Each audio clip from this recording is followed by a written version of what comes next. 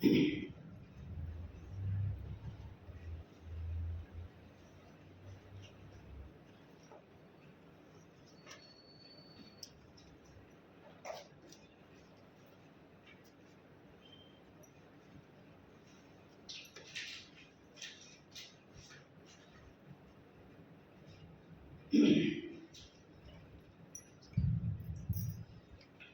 నామానికి మహిమ ఘనత కలుగుగాక.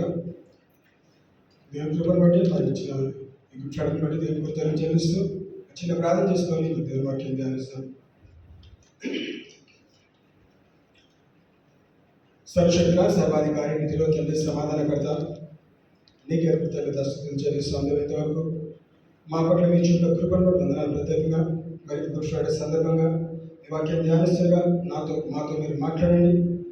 నీ స్వరం వినడానికి ఆత్మీయ వెనుకలు మాకు దయచేయాల్సిందిగా మీరు కథను మాకు భద్రపరిచి మీ రక్తం ద్వారా మమ్మల్ని కడిగి పరిశుద్ధపరిచి మీరు మా కొరకు శిలువలో ప్రాణం అర్పించినందుకు వందనాలు చెల్లిస్తున్నాను.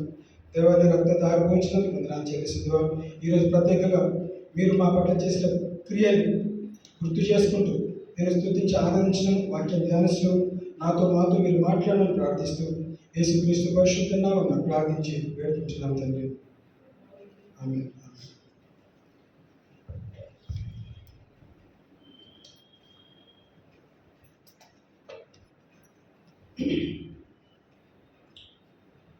ప్రత్యేకంగా మరి ఈరోజు దేవుడు చేసిన యేసుక్రీస్తు మన పట్ల చేసిన కార్యాన్ని గుర్తు చేసుకుంటూ మరి వాక్యం ధ్యానిస్తుండగా మరి ఈరోజు తీసుకున్న అంశము ఫాదర్ ఫర్గివ్ దెమ్, తండ్రి వారిని క్షమించు అన్న మాట మనము ధ్యానిస్తాం. 7 మాటలు మరి సిలువలో పలికిన 7 మాటలు మనం క్రమంగా ధ్యానించుకుందాం. సో మొట్టమొదటి మాట లూకా సువార్త 23వ అధ్యాయము 34వ వచనం. Luke 23 verse 34.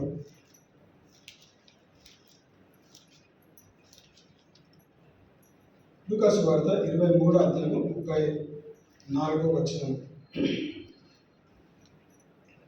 Then Jesus said, Father, forgive them, for they do not know what they do. And they divided his garments and cast lots. ప్రత్యేకంగా మరి మొదటి మాట మనం గమనించినట్లయితే దెన్ జీసస్ సెడ్, యేసుక్రీస్తు ఏమన్నాడు? తండ్రి వారిని క్షమించు, ఎందుకంటే వారు ఏం చేస్తున్నారు వాళ్ళకి తెలియదు కనుక. ఎవరేం చేస్తున్నారు? వాళ్ళు చేసేది దేవుని వాక్యంలో లేదంటే దేవుని మాటలో ప్రవచనం ప్రవచించబడ్డది కాబట్టి మరి అక్కడున్న సైనికులు కానీ అక్కడున్న యూదులు కానీ ఆ క్రియ చేసుకోవచ్చున్నారు. కానీ ఎవరైతే చేస్తున్నారో వాళ్ళకి తెలియదు. ఏం తెలియదు? ఆ మాట నెరవేర్చబడటం, ప్రణాళిక నెరవేర్చబడటం అనేది వాళ్ళకి తెలియదు. సో యేసుక్రీస్తుకు తెలుసు కాబట్టి ఏమన్నాడు? వాళ్ళు తెలిసి చేయట్లేదు తప్పు, తెలియకుండా చేస్తారు కాబట్టి వాళ్ళని క్షమించమన్నాడు. చూడండి, యేసుక్రీస్తు పలికిన మాటల ద్వారా మనం నేర్చుకోవాల్సింది, మనం పాటించాల్సిన మాటలు మనము గమనిస్తాం. చాలాసార్లు మనం ప్రతిసారి మనం ఈ గుడ్ ఫ్రైడే వచ్చినప్పుడు లేదంటే శుభశుక్రవారం వచ్చినప్పుడు తప్పకుండా మనం 7 మాటలు ధ్యానిస్తాము. అది ఆచారమో లేదంటే ఒక అలవాటు ప్రకారం కాదు, కానీ నన్ను జ్ఞాపకము చేసుకునేకై దీన్ని చేయడానికి వాక్యం సరిస్తుంది. కేవలం బల్ల మాత్రమే కాదు, కానీ బల్ల తర్వాత జరిగిన క్రియలు మనం గుర్తు చేసుకోవాలి. క్రైస్తవ విశ్వాసులుగా మనం అనేక సార్లు తప్పిపోయిన, తెలియకుండా తప్పిపోయిన వారు ఉంచినాం. కానీ మనం చేసిన తప్పిదాలు చూడండి, శిష్యులు ఎప్పుడైతే యేసుక్రీస్తు దగ్గరకు వచ్చి మాకు ప్రార్థన చేయడం నేర్పించమని అడిగినప్పుడు ఆ ప్రార్థన అంశంలో ఆ కొన్ని మాటలలో ప్రభు ప్రార్థన అంటాం కదా, దాంట్లో ఏమైనా వాక్యం ఉంటుంది? ఒక మాట ఉంటుంది,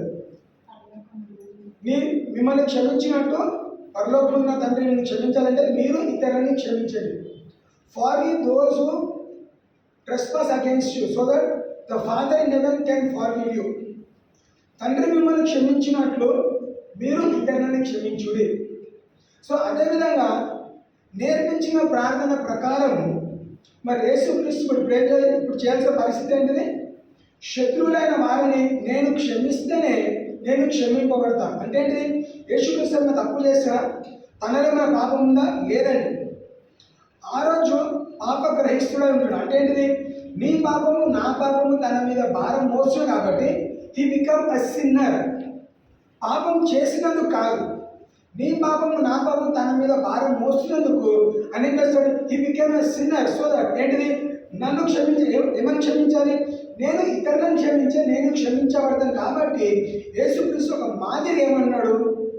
నేను తండ్రి వారు ఏం చేస్తున్నారో వాళ్ళకి తెలియదు కనుక వాళ్ళని క్షమించు. ఎందుకంటే నేను శిష్యులకు ప్రార్థన నేర్పించినాను, నేను చేస్తేనే వాళ్ళు నా తర్వాత చేస్తారు. ఒక మాదిరికరమైన జీవితం. నేను వాళ్ళని క్షమిస్తేనే వాళ్ళు ఇతరులను క్షమిస్తారు. కాబట్టి ఏమన్నాడు? Father forgive them for they do not know what they do. వారు ఏం చేస్తారో వారు ఎరుగరు కనుక వారిని క్షమించమని అడుగుతున్నాడు. మనం కూడా మన ప్రాముఖ్యత ఫస్ట్ థింగ్ ఏంటిది? ఆ ఫస్ట్ మాట మన జీవితం నెరవేర్చబడాలి. నేను కూడా యేసుక్రీస్తు క్షమించినట్టు నేను కూడా క్షమిస్తాను. యేసుక్రీస్తు లాంటి గొప్పవాడే ఈ భూలోకంలో దేవుడుగా ఉండి ఈ భూలోకంలో సంచరించి అనేక అద్భుతాలు సూచక్రియలు చేసి ఏ పాపం ఎరిగిన వాడు, ఇలాంటి శత్రుత్వం లేనివాడు, ఎవరిని శత్రువుగా చూడలేదండి. ఎంతమంది తన పక్షాన శత్రువులు ఉన్నప్పుడు కూడా ఒకరి తర్వాత ఒకరిని క్షమించుకుంటూ వాళ్ళ తప్పులు వాళ్ళు చూపెడుతూ ప్రేమతో ప్రతి ఒక్కరితో వ్యవహరిస్తూ అన్ని చేసేటప్పుడు ఏమన్నాడు? తండ్రి వారిని క్షమించు. సో మనము మొట్టమొదటిగా ఏం చేయాలంటే యేసుక్రీస్తు చెప్పిన మాట ప్రకారము మనం కూడా ఇతరులని క్షమించాలి. క్షమించినప్పుడు తండ్రి చూడండి, మనము క్షమిస్తేనే మనం క్షమింపబడతాం. అది నా మాట కాదు, నేనైనా మీరైనా మనమైనా అది పాటించినట్లయితే మన జీవితంలో అది వర్తిస్తుంది. రెండో మాట గమనిస్తే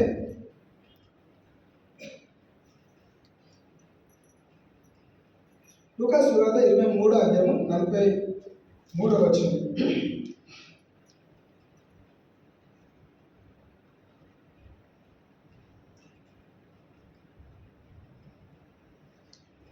సరే 39 నుంచి ఒకసారి ఆ సందర్భం చదువుతాను.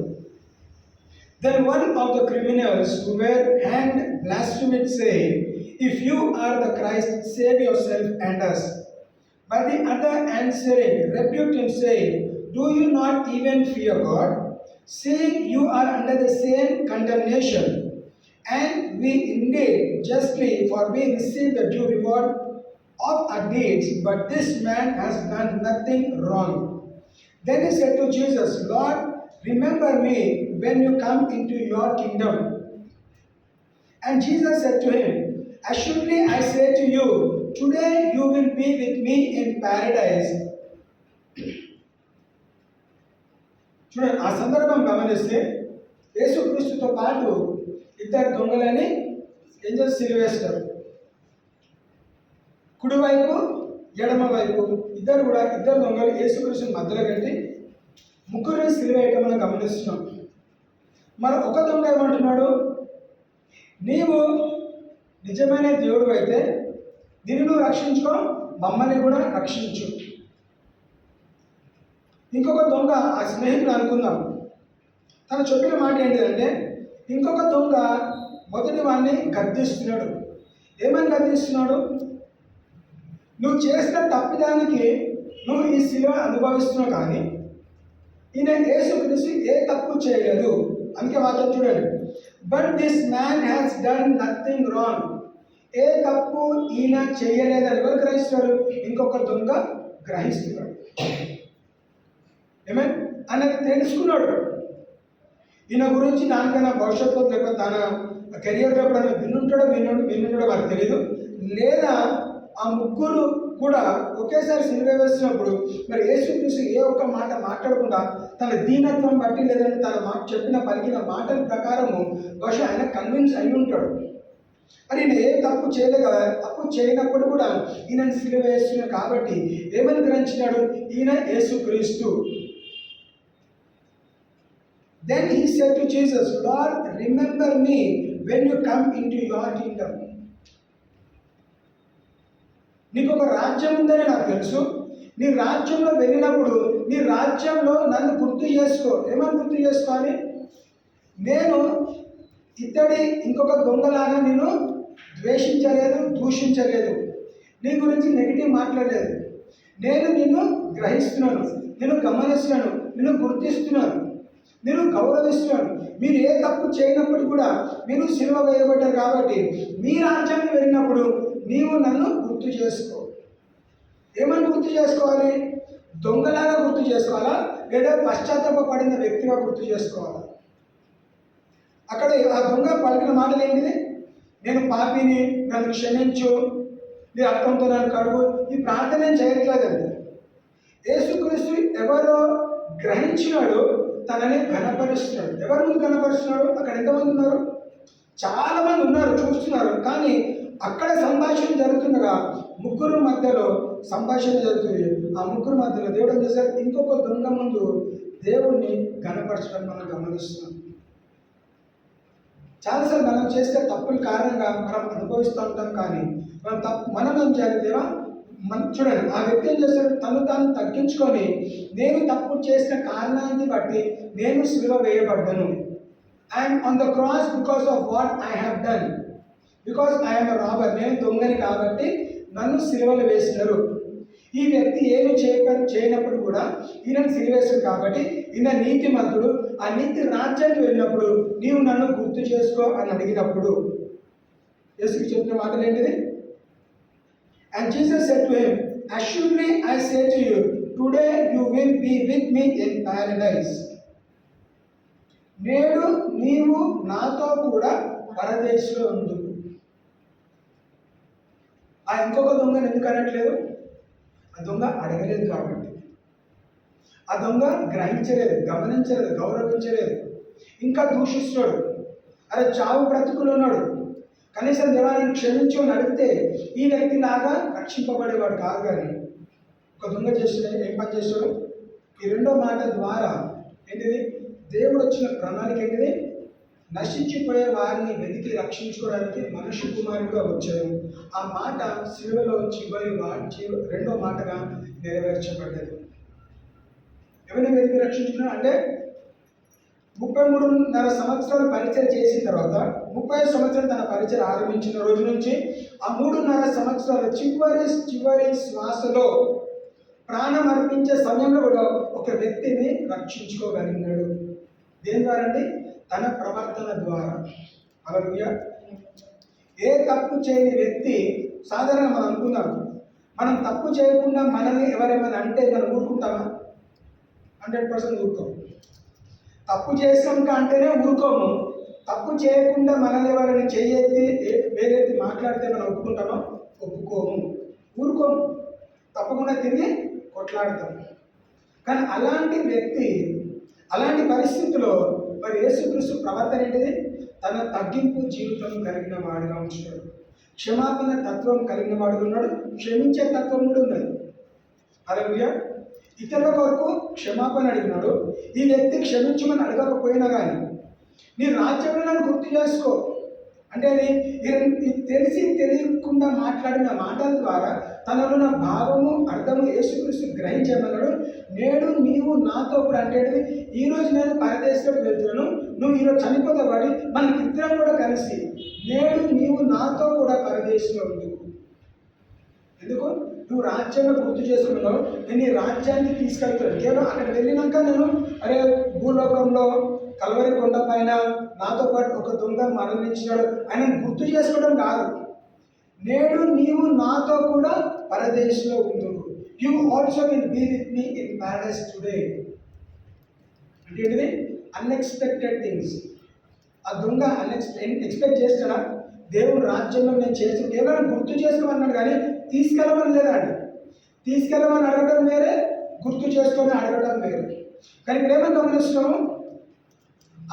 ఆ దొంగ కేవలం గుర్తు చేసుకోండి, యేసుక్రీస్తుని గుర్తు చేసుకోవడం కాదు, నీవు నాతో పాటు దేవుని రాజ్యంలో స్థిరపరచబడతావు.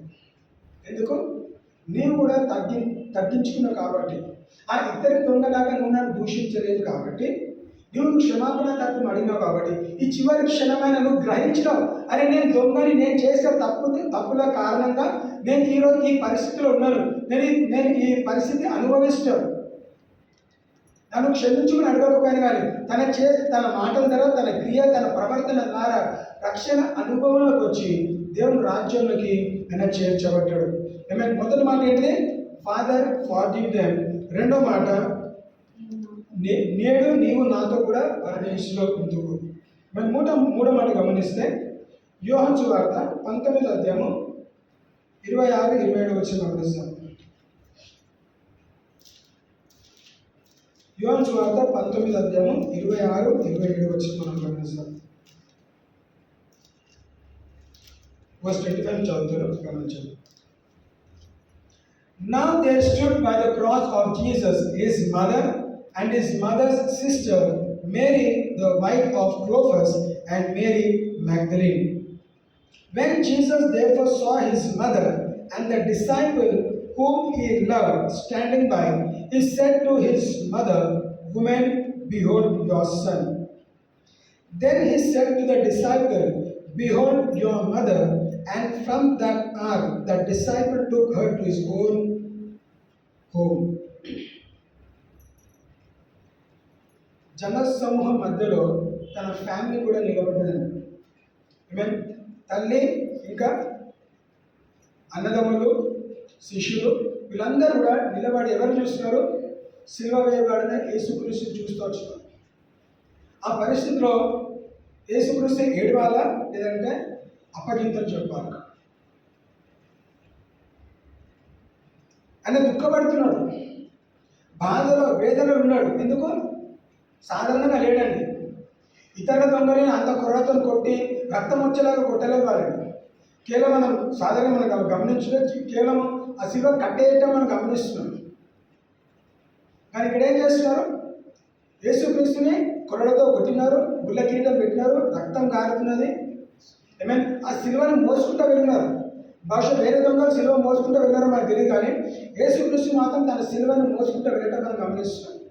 అలసిపోయినాడు కదా, దాహం కలిగి ఉన్నాడు, ఆకలి కలిగి ఉన్నాడు, నొప్పి కలిగి ఉన్నాడు. కానీ అలాంటి పరిస్థితుల్లో ఎవరి గురించి ఆలోచిస్తాడు? కానీ నేను తల్లిని విడిచిపెట్టి వెళుతున్నాను కాబట్టి ఏం చేయాలి? తల్లిని ఇంకొకరి చేతికి అప్పగించాలి. తన బ్రతికిన కాలం, తను ఉన్నంత కాలము తల్లిని, తన అన్నదమ్ములను కానీ వాళ్ళ ఫ్యామిలీ మెంబర్స్ని, శిష్యులను అందరినీ చూసుకోగలిగినాడు, పోషించగలిగినాడు, ఆదరించినాడు, ఓదార్చాడు, వాళ్ళతో మాట్లాడినాడు, వాళ్ళతో పోల్చి అన్నీ చేసినాడు.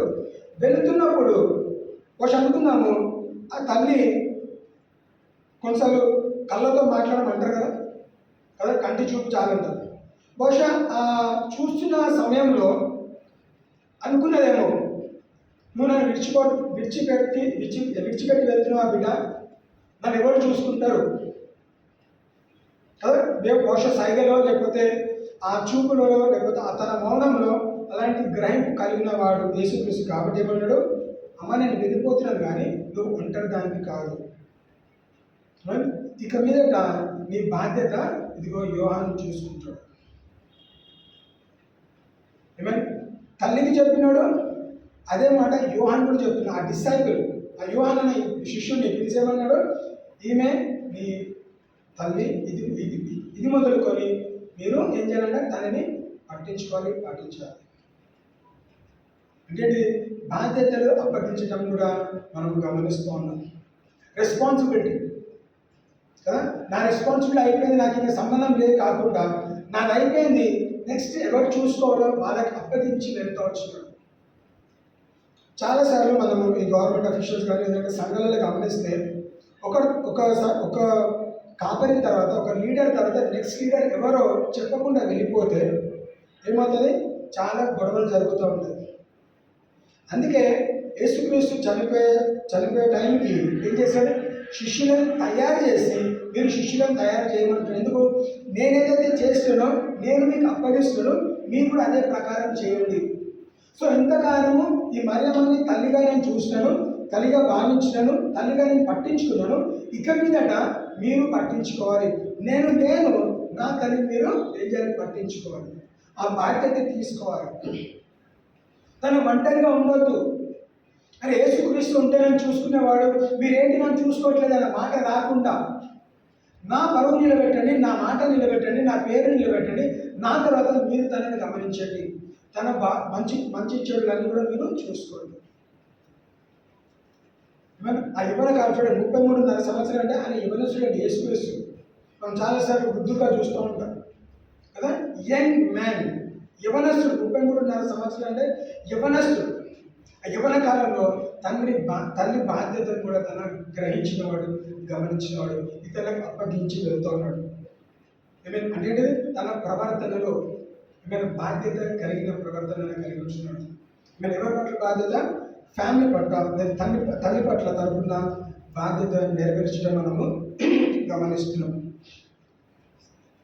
నాలుగో మాట గమనిస్తే మత్తయి సువార్త 27వ అధ్యాయం 46వ వచనం.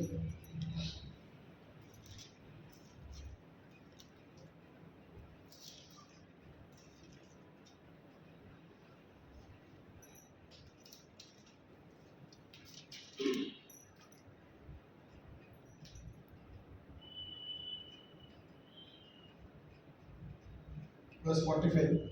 Now from the 6th hour until the 9th hour there was darkness over all the land.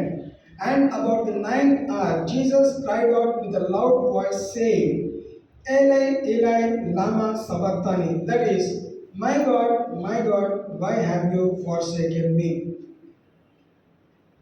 ఏమంటే నాలుగో మాట, నా దేవా నన్నెందుకు విడిచితివి?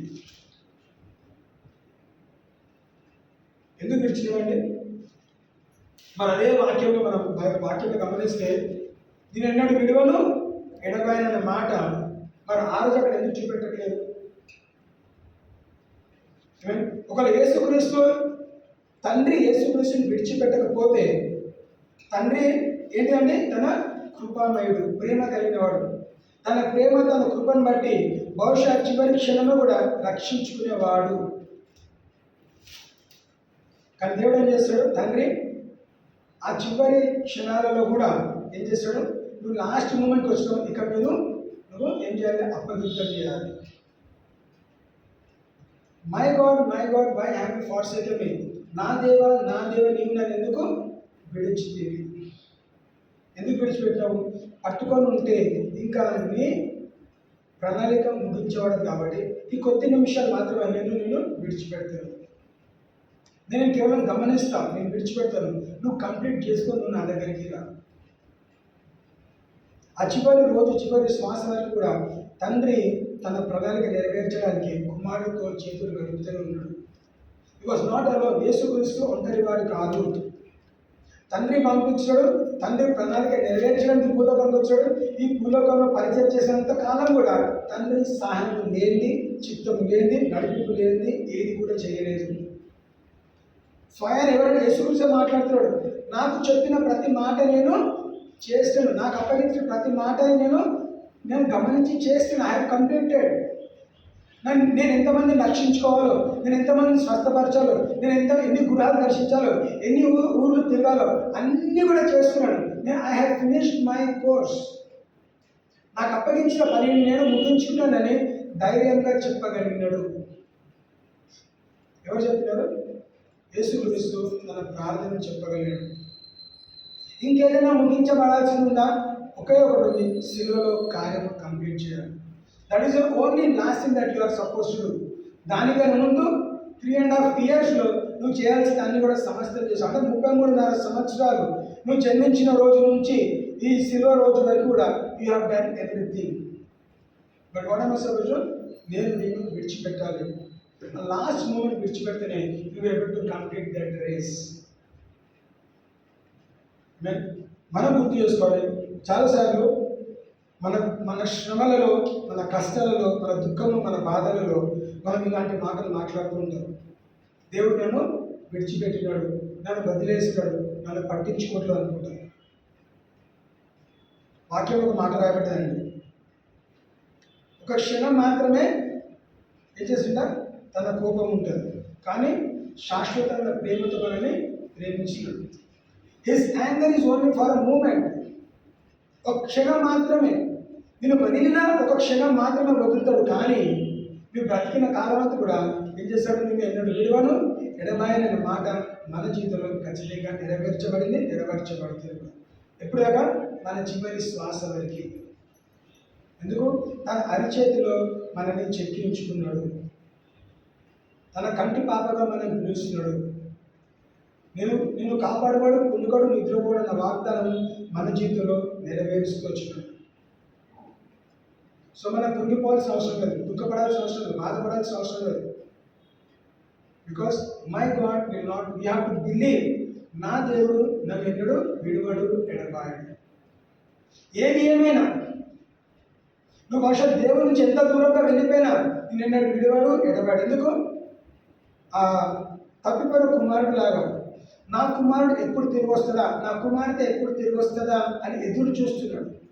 ఎక్కడ ఎదురు చూస్తున్నాడు? ద్వారం దగ్గర నిలబడి ఎదురు చూస్తున్నాడు. తన ఇంటికి రావాలనుకుంటున్నాడు. తన ఇల్లు విడిచిపెట్టి వెళ్ళిపోయినా కానీ ద్వేషించట్లేదు, ప్రేమించేందుకు తనకు తెలుసు ఒకరోజు వస్తుంది, ఒకరోజు నా పిల్లలు వాళ్ళు చేసిన తప్పు తెలుసుకొని నా వైపు తిరుగుతారు, నా దగ్గరకు వస్తారు. కాబట్టి ఏం చేస్తాడు? ద్వారం ముయ్యలేదు, ద్వారం తెరిచి కూర్చున్నాడు. మనం ఏం చేస్తాం? ఇంట్లో నుంచి వెళ్ళగొడితే, బయటికి వెళ్ళగొట్టి తలుపులు వేసేస్తాం. ఎన్నో సీన్లు చూసుంటాం. ఇక్కడ దేవుని దగ్గర ఉన్న సీన్ ఏంటిది? దేవుడు వెళ్ళగొట్టాడు, వెళ్ళిపోతే బ్రతికినాడు, పిలివాడు, నీకు టైం ఇస్తాడు. నువ్వు వెళ్ళిపోతున్నావు, వెళ్ళు, ఎంత దూరం వెళ్తావు వెళ్ళు, కానీ ఒకరోజు నీవు తిరిగి నా దగ్గరికి వస్తావు. ఎందుకు? నేనే మార్గము, నేనే సత్యము, నేనే జీవం. నిన్ను పోషించాల్సిన వాడిని నేనే. నువ్వు నన్ను విడిచిపెట్టి వెళ్తే పందులో పొట్టు తిని బ్రతకాల్సి వస్తుంది.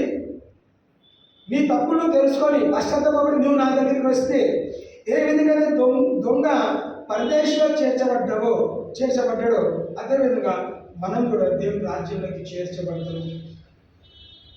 ఆ దొంగ పశ్చాత్తాపడి దేవుని వైపు తిరిగి దేవునితో మాట్లాడినాడు కాబట్టి, యేసుక్రీస్తుతో మాట్లాడినాడు కాబట్టి ఏం చేశాడు? దేవుని రాజ్యంలోకి చేర్చబడ్డాడు. ఆ తప్పిపోయిన కుమారుడు పశ్చాత్తాపడిన తర్వాత హీ టుక్ అ టర్న్. అరే నా తండ్రి గుర్తొచ్చాడు, తండ్రి వైపు తిరిగితే తప్పకుండా ఏముంటుంది? విమోచన కలిగిన వాడు ఉంటాడు. ఇవి ఇలా రిడెంప్షన్. తండ్రి తన చేతులు చాపి ఎత్తుకొని కదా చూస్తున్నాడు. ఏమని గమనిస్తాం అక్కడ? కుమారుడు దూరం ఉన్నప్పుడే తండ్రి ఏం చేశాడు? కుమారుని గుర్తుపట్టి పరిగెత్తి వెళ్ళి హత్తుకొని ముద్దాడి ఇంటికి తీసుకొచ్చి ఏం చేశాడు? సెలబ్రేట్ చేయగలిగాడు. ఎందుకు చేయగలిగినాడు? ఎందుకంటే తన వాంఛ, నా కుమారుడు వస్తాడు, తన వద్ద వాంఛ తీర్చబడదు. My heart's desire one day my son will come back. ఎప్పుడైతే కుమారుడు తిరిగి వచ్చినాడు, తండ్రి సంతోషించినాడు. తండ్రితో పాటు ఎవరు సంతోషించినారు? సేవకులందరూ సంతోషించినారు. కేవలం అన్న వచ్చినప్పుడు ఏం చేస్తాడు? ఈ సెలబ్రేషన్ నేనున్నప్పుడు ఎందుకు చేయలేదు? వాడంతా దొంగతనం చేసుకొని పోయినాడు, వాడంతా దొబ్బుకొని పోయినాడు, మళ్ళీ తిరిగి వస్తే మళ్ళీ వాళ్ళకి ఎందుకు ఈ దావతులు చేస్తున్నావు? తండ్రి వారి పెద్ద కుమారుడు నచ్చజెప్పి, అరే మన కుమారుడు నీ తమ్ముడు రా, వాడు తప్పిపోయినాడు, వాని తప్పు తెలుసుకొని వాడి ఇంటికి తిరిగి వచ్చాడు కాబట్టి మనము సంతోషిస్తాము. నా దగ్గర ఉన్నదంతా నా ఆస్తి అంతా నీదే, వానికి ఇవ్వను. వాడు వచ్చినాడు కాబట్టి కలం చేసి మనం సెలబ్రేట్ చేస్తాం. ఇది తండ్రి స్వభావం అలాంటిది, తండ్రి క్యారెక్టర్ అట్లాంటిది. ద్వేషించేవాడు కాదు, ప్రేమించేవాడు. ఏమైనా 5వ మాట గమనిస్తే యోహాను సువార్త 19వ అధ్యాయం 28వ వచనం.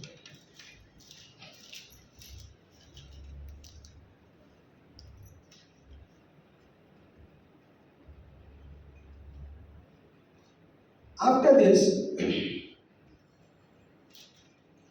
Jesus, knowing that all things were now accomplished, that the scripture might be fulfilled, said, I thirst. ఇదంటే నేను తప్పిగా కలిగి ఉన్నాను.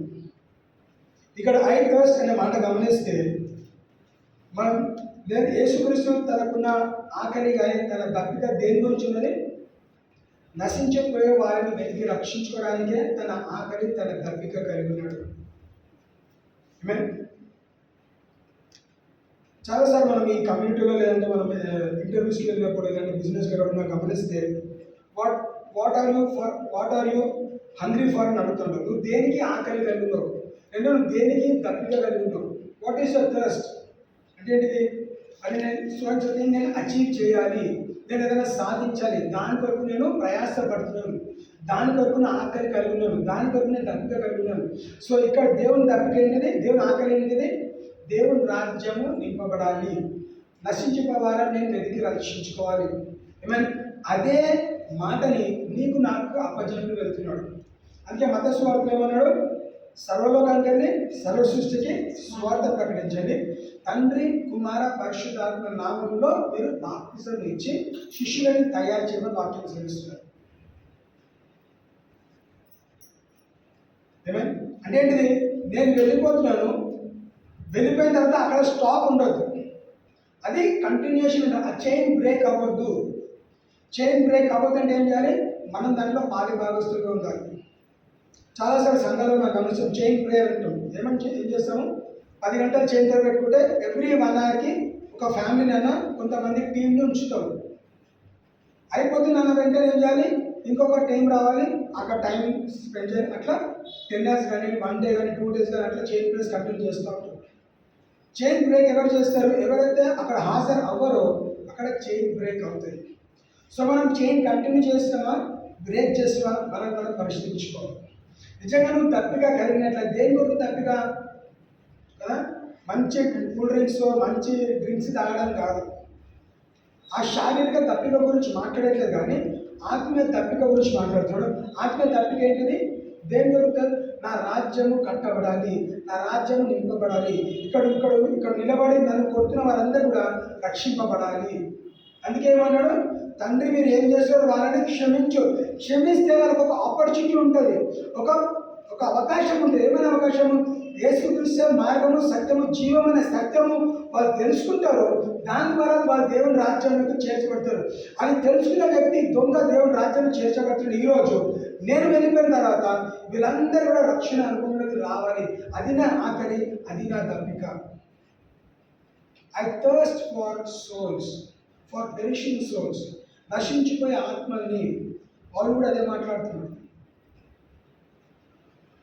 సిలువ ఎట్లుందంటే, నశించిపోయే ఆత్మలకి సిలువ వెర్రితనంగా కనబడ్డదంట. అందుకే అందరూ ఏం చేస్తారు, నశించిన వాళ్ళందరూ కూడా సిలువను చూసి హేళన చేస్తుంటే, దేవుడు అంటే యేసుక్రీస్తు తగ్గించుకొని క్షమించి వాళ్ళకి ఇంకొక అవకాశం ఇవ్వబడ్డది. చనిపోయినాక కూడా ఇంకొక అవకాశం వాళ్ళకి ఇవ్వబడ్డది. అక్కడ ఏమంటే వాక్యం గమనిస్తే, after this Jesus knowing that all things were now accomplished that the scripture might be fulfilled. అంటే లేఖనాలు నెరవేర్చబడుటకు ఇవన్నీ జరిగేవి. లేఖనాలు అంటే ఎక్కడ లేఖనాలు, పాత నిబంధనలో యేసుక్రీస్తు గురించి రాయబడిన ప్రతి లేఖనము నెరవేర్చబడడానికి యేసుక్రీస్తు నూతన నిబంధనలో ఈ క్రియారూపకంగా చేస్తూ వచ్చినాడు. Every return word, every prophetic word, ప్రవచించిన ప్రతి ప్రవచనము, తన గురించి లేఖనాల్లో రాగిన ప్రతి మాట క్రమము తప్పకుండా ఒకదాని తర్వాత ఒకటి నెరవేర్చుకుంటూ వచ్చినాడు. సో ఈ మాట కూడా నెరవేర్చబడినట్లు రాయబడి ఉన్నది. 6వ మాట మనం గమనిస్తే, యోహాను సువార్త 19:30 Verse 29, now a vessel full of sour wine was sitting there, and they filled a sponge with sour wine, put it on hyssop, and put it into his mouth. So when Jesus had received the sour wine, he said, it is finished. And bowing his head, he gave up his spirit. ఏం చేశారండి, it is finished. ఏమని తెలుగులో సమాప్తమైంది. ఎవరు చెప్పాలి it is finished అని? మనం confirm చేయాలి. కానీ యేసుక్రీస్తు స్వయం అన్నాడు, తన ప్రాణాన్ని అప్పగిస్తూ ఏం చేస్తున్నాడు, తనకు తెలిసిపోయింది. ఇట్ ఈస్ ఫినిష్డ్ అంటే ఏంటిది, all the scripture portions, all the scripture అంటే లేఖనాలు అన్నీ కూడా ఫస్ట్ నుంచి లాస్ట్ వరకు రాయబడిన, అంటే ఆది కాండం నుంచి మలాకి గ్రంథం వరకు యేసుక్రీస్తు గురించి రాసిన ప్రతి ప్రవచనము లేఖనాలు అన్నీ కూడా ఏమని అక్కడ నా గురించి లేఖనాలు ఏదైతే రాయబడ్డదో అన్నీ కూడా సమాప్తమాయెను. I thirst is the last లేఖనం, లాస్ట్ స్క్రిప్చర్ పోర్షన్. ఆ మాట ముగించిన తర్వాత ఏమన్నాడు, ఇట్ ఈస్ ఫినిష్డ్. ఏం సమాధానమైంది? నాకు అప్పగించిన పని నేను కంప్లీట్ చేసినాను. మన ఆఫీస్ చెప్తాను, సార్ నా పని అయిపోయింది, నేను వెళ్ళిపోతున్నాను. ఆ రోజుకి నాకు అప్పగించిన పని, నాకు ఇచ్చిన టాస్క్ నేను కంప్లీట్ చేస్తున్నాను, నా టైం ఉంది, నేను వెళ్ళిపోయాను. I say before your self I finish. అప్పటి నా ముగించక ముందు నువ్వు వెళ్ళిపోవడానికి లేదు. కంప్లీట్ చేయకుండా నువ్వు వెళ్ళడానికి చాలాసార్లు చూస్తావు. నీకు ఇచ్చిన టాస్క్ ఎన్ని గంటలైనా కానీ కంప్లీట్ చేసాకనే నువ్వు వెళ్ళాలి. యేసుక్రీస్తు ఏం చేస్తాడు? ఇట్ ఈస్ ఫినిష్ అంటే నాకు అప్పగించిన పని ముగించెను. I have completed what I'm suppose to do. నేను చేయాల్సిన పనులు నేను ముగించుకున్నాను కాబట్టి నేను ఇక మీదట వెళ్తున్నాను. I'm going to I finish, I'm going to complete it. So when Jesus had received the soul, when he said it is finished, and bowing his head, he gave up his spirit. తన ప్రాణము అర్పించెను. చనిపోయినాక తన మాట నెరవేర్చబడలేదు, తన బ్రతికినప్పుడే. చూడండి, Elijah, Elisha ఇద్దరు ప్రవక్తలు నాకు తెలుసు. ఎలైజా 7 అద్భుతాలు చేస్తే, ఎలైజా కొన్ని అద్భుతాలు చేస్తే ఎలీషా అని అడుగుతాడు, నీ పైన ఉన్న ఆత్మ నాకు రెండింతలుగా కావాలంటాడు. ఆ రెండింతల ఆత్మ ఎలీషా పైన ఎప్పుడు వస్తుంది? తను ఎప్పుడైతే ఎత్తబడుతున్నాడో కళ్ళు తెరిచి దుమ్ములో కూడా ఎలీషాని చూడగలిగినాడు. అప్పుడు తన 2 ఆత్మలని అంగీకరిస్తాడు, అని పొందుకుంటాడు. ఎలీషా బ్రతికిన కాలం అంతా కూడా తను చేసిన అద్భుతాలు గమనిస్తే 7x2 అంటే 14 అద్భుతాలు చేయాలి. కానీ తను చనిపోయిన రోజుకి 13 కంప్లీట్ అయితే మరి ఆయన ఫినిష్ చేసినట, రెండింతల ఆశీర్వాదం తన కంప్లీట్ చేసినట కాలేదండి. కానీ ఏమైంది? తను ఏ గుహలతో పాతి పెట్టబడ్డాడో ఒక చనిపోయిన వ్యక్తిని ఆ గుహలు వేస్తే ఎలీషా ఎముకలు, ఎలీషా బుగ్గలు ఆ చనిపోయిన వ్యక్తిని తాకినప్పుడు ఆయన జీవం పొందుకున్నాడు. అంటే ఏంటిది? చనిపోయినప్పటికీ కూడా ఆ ఎండిన ఎముకలలో ఏముంది? దేవుడు పలికిన మాట, అంటే ప్రవచనం తనలో ఇంకా ఉంది కాబట్టి ప్రవచనం నెరవేర్చబడ్డది. అంటే రెండింత ఆత్మ తను పొందుకున్నాడు. రెండింత ఆత్మ కంప్లీట్ అయ్యేంత వరకు కూడా తను చనిపోయినాడు.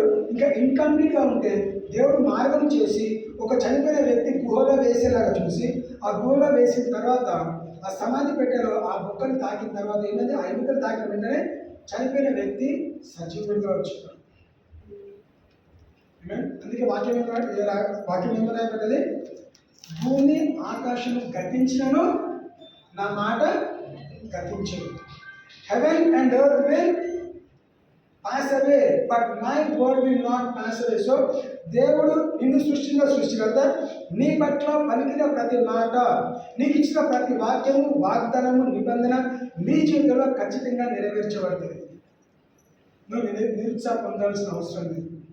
నువ్వు నమ్మాలి, నా జీవితంలో దేవుడు నా పట్ల పలికిన ప్రతి మాట నా జీవితంలో నెరవేర్చబడుతుంది. ఏమైనా 7వ మాట, చివరి మాట మనం గమనిస్తాం.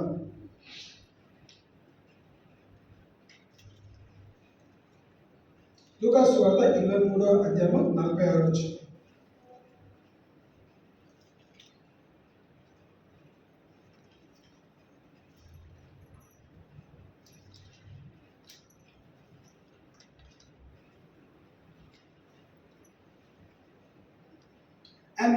And when Jesus had cried out with a loud voice, he said, Father, into your hands I commit my spirit. Having said this, he breathed his last. ఏమంటే ఇట్ ఈస్ ఫినిష్ తర్వాత ఏమన్నాడు? Father, into your hands I commit my spirit. నా ఆత్మని నీ చేతులకి నేను అప్పగిస్తున్నాను.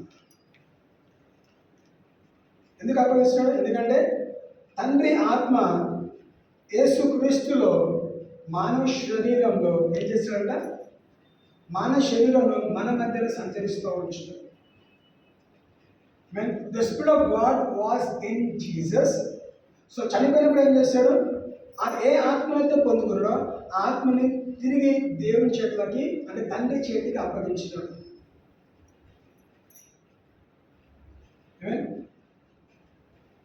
So చివరి మాట ఏంటిది? Father in to your hands I commit my spirit. నీ చేతులకి నా ఆత్మని నేను అప్పగిస్తున్నాను. నువ్వు నాకు ఏదైతే ఇచ్చినావో, ఏ ప్రాణమైతే, ఏ జీవమైతే, ఏ ఆత్మనైతే నేను ఇచ్చినావో, ఆ ఆత్మ, పరిశుద్ధ ఆత్మని నేను మళ్ళీ నీకు తిరిగి ఏం చేస్తాను, అదే పరిశుద్ధంగా నీకు ఇస్తున్నాను. పాపము లేని ఆత్మ, కృంగిపోని ఆత్మ, జీవం గల ఆత్మ, ఇదిగో తండ్రి నేను నీ చేతులకి అప్పగిస్తున్నాను. మనుషులు ఏం చేయలేరు, మనుషులు నా ప్రాణం తీయలేరు. కేవలం నువ్వు నా ప్రాణం ఇచ్చినావు, నువ్వు ప్రాణం తీసుకోగలుగుతావు. ఆ మాట చెప్పిన తర్వాత 45వ వచనంలో ఒక మంచి సంఘటన జరిగిందండి. So when the centurion saw what had happened, he glorified God, saying, certainly this was a righteous man. సేనాధిపతి ఏం చేశాడంట, అన్నీ చూస్తున్నాడు. ఎందుకు, బహుశా ఆయన కూడా కొట్టుంటాడు, హేళన చేసి ఉంటాడు. ఆయన ఒక లీడర్. సెంచురియన్ అంటే సేనాధిపతి, 100 మందికి అధిపతి. ఆయన ఎట్లా చెప్తే 100 మంది అట్లా చేయాలి. కొడవతో కొట్టమంటే కొట్టాలి, తిట్టుమంటే తిట్టాలి, మూమెంట్ చేయాలి, అన్నీ చేసి ఉండొచ్చు. అంటే అంత అనుకున్నాం, అరే ఇన్ని గంటల నుంచి నన్ను కొడుతున్నాము, తిరుగుతున్నాము, కష్టపెడుతున్నాం, బాధపడలేదు, కానీ నోరు తెరిచి మాట్లాడట్లేదు, నోరు తెరిచి దూషించట్లేదు, తిరిగి కొట్టట్లేదు. ఈయన కొట్టగలుగుతాడు, ఈయన శిష్యుని పిలుస్తూ వస్తాడు, దేవదూతలు వస్తారు, అన్ని తెలిసినప్పుడు కూడా ఈయన మౌనం ఉన్నాడు. కాబట్టి ఏం చేశాడంట, ఆ సేనాధిపతి దేవుణ్ణి ఆరాధించాడు. అనగా the centurion glorified God and said, certainly this was a righteous man. నిశ్చయముగా ఈయన నీతిమంతుడు. హల్లెలూయా. తనకున్న డౌట్ ఏమైంది, క్లియర్ అయిపోయింది. ఎందుకు క్లియర్ అయింది, యేసుక్రీస్తు తన స్వభావం బట్టి, క్యారెక్టర్ బట్టి, తన ప్రవర్తనని బట్టి చివరిగా ఒక వ్యక్తిని కూడా మార్చగలిగినాడు. అనుకుందాం, ఆ సేనాధిపతి ఇంకొకసారి నెగిటివ్ మాట్లాడతాడు యేసుక్రీస్తు గురించి, మాట్లాడేందుకు కన్విన్స్ అయినాడు. చివరి శ్వాస వరకు కూడా, అంటే ఎక్కడి నుంచి చూస్తున్నాడు, సిలువ వేయమని ఎప్పుడైతే అక్కడ కేకలు వేస్తాడో ఆ రోజు నుంచి ఎన్ని రోజులు, వారం రోజులే కదా, ఈ వారం అంతా కూడా దగ్గర ఉండి ఆయన చూస్తూ వచ్చినాడు. ఎక్కడైనా మిస్టేక్ చేస్తాడు, ఎక్కడైనా తప్పిపోతాడు. ఈ వారం రోజులు రీల్ మొత్తము ఆ చివరి క్షణాలు తన గ్రహించినప్పుడు ఏమన్నాడు, నిశ్చయంగా ఈయన నీతిమంతుడే.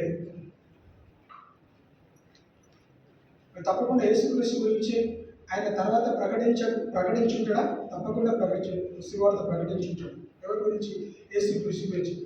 ఎందుకంటే దగ్గరగా చూసినాడు కాబట్టి. ఎగ్జాంపుల్ అది, అదే ఇంటికి వెళ్ళిన తర్వాత భార్య పిల్లలకు చెప్పుకుంటాడు, అరే యేసుక్రీస్తు మీ గురించి మీరు విన్నారు కదా, సిలువ వేస్తుంటే ఇన్ని కొట్టినా కానీ ఒక నోరు తెరవలేదురా, దూషించలేదురా, ఒక చెడ్డ మాట కూడా మాట్లాడలేదురా, ఎవరిని కూడా ఏం మాట్లాడలేదురా, చివరి వరకు కూడా దీనంగా మౌనం ఉంటున్నాడు. ఆయన నిజంగా నీతిమంతుడు. అయ్యో నేను ఎంత ఘోర పాపం చేస్తున్నాను, ఆ నీతిమంతుడు నేను కొరడాతో కొట్టినాను, నేను సిలువ వేసినాను. బహుశా ఆయన కూడా పశ్చాత్తాప పడి ఉంటాడు. తండ్రి మీరు ఏం చేస్తారో వీళ్ళని క్షమించు. ఈయన క్షమాపణ అడగకముందే, ఎవరండి, ఈ సేనాధిపతి క్షమాపణ అడగకముందే ఆయన క్షమింపబడ్డాడు. కాబట్టి ఏమని చేయగలిగినాడు, చివరికి ఆయన కూడా యేసుక్రీస్తు గురించి మంచి మాటలు మాట్లాడగలిగినాడు. ఫస్ట్ థింగ్ ఏమని వాక్యం చదువుతుంది, he glorified God. Next thing ఏంటిది, ఏమని మాట్లాడినాడు, నిశ్చయంగా ఈయన నీతిమంతుడే.